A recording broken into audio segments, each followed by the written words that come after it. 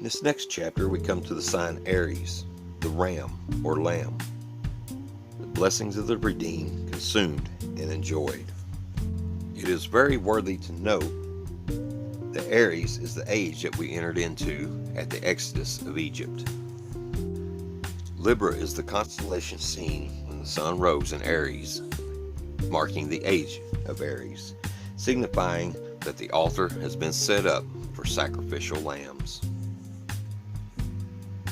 This was in most part the reason why the Most High was so angered at the idolatrous idol of the bull being built, because the people, his children, had not recognized that they had been brought from the age of Taurus into the age of Aries, where sacrifice and redemption has started.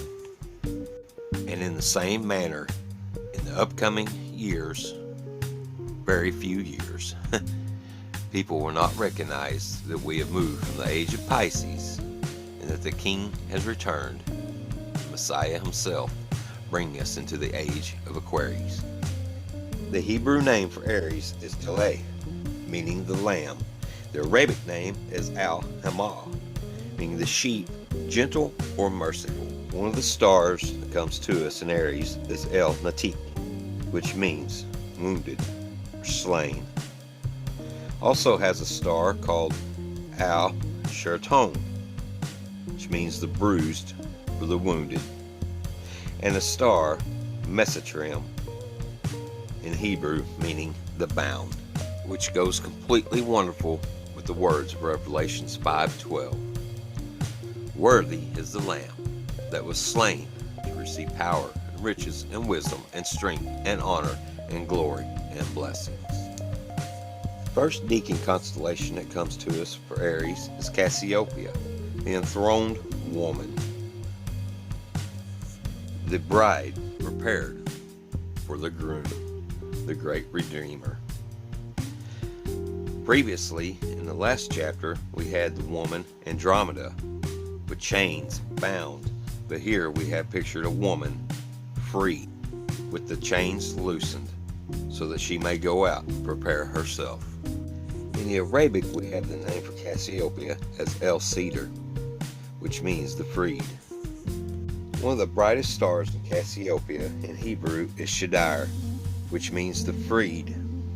It also has a star named Koph, which means the branch. In the heavenly sky, up in the constellation, she is seated next to Cepheus the king, showing that this Cassiopeia is truly the bride of the Messiah.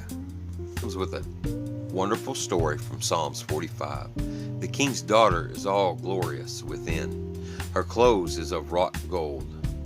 She shall be brought to the king in raiment of needlework. The virgins, her companions that follow her, shall be brought to thee. With gladness and rejoicing shall be brought. They shall enter into the king's palace. The next deacon we have is Cetus, the sea monster, the great enemy bound. As in Revelations 20, and I saw an angel come down from heaven, having the key of the bottomless pit and a great chain in his hands. And he laid hold on that dragon, that old serpent which is the devil and Satan, and bound him 1,000 years, and cast him into a bottomless pit, and shut him up, and set a seal upon him, that he should deceive the nations no more, till 1,000 years should be fulfilled. And after that he must be loosed for a little season. The sea monster is the largest of all the constellations. Also, being a sea monster, it is the enemy of the fishes. The names of its stars come to us as Minkar, which means the bound or the chained enemy. The next one is Dephda, or Deneb, meaning overthrown or thrust down. Myra is another star, which means the rebel.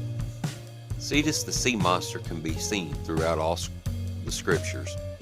He is found in Daniel 12:5. And I, Daniel, looked and beheld there stood other two, one on this side of the bank of the river, and the other on that side of the bank of the river. This is talk about the river Eridanus, Cetus the sea monster, and Orion. And in Job 41, canst thou draw out Leviathan with a fish hook, or press down his tongue with the cord? Canst thou put a rope into his nose, or pierce his jaw through with a hook? Shall not one be cast even at the sight of him? None is so fierce that he dare stir him up. And here in Psalm 74, for Ayah is my king of old, working salvation in the midst of the earth. Thou didst divide the sea by thy strength. Thou breakest the heads of the dragons in the waters.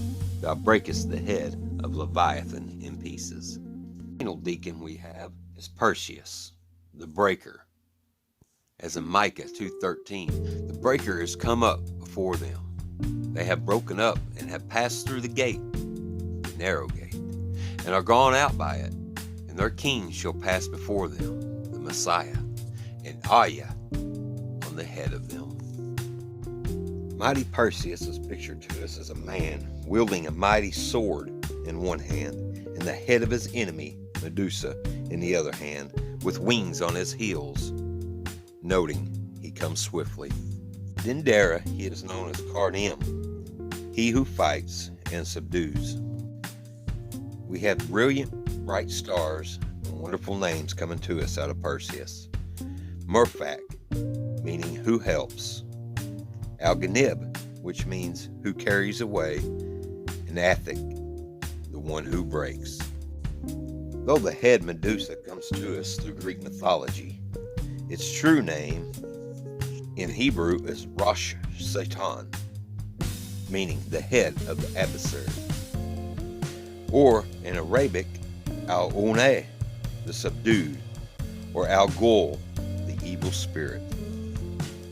So here we have the story in Aries. The lamb, once sacrificed, now alive and well, bringing the blessings to the redeemed. The woman, Cassiopeia, the chains broken free. The bride adorning herself for the groom to come. Cetus, the sea monster, bound for a 1,000-year period. And the mighty one, Perseus, the Messiah, coming. Perseus, the Messiah, the mighty one, coming not this time to bruise the head of the serpent, but this time to cut it off, to break it. And he is coming swiftly.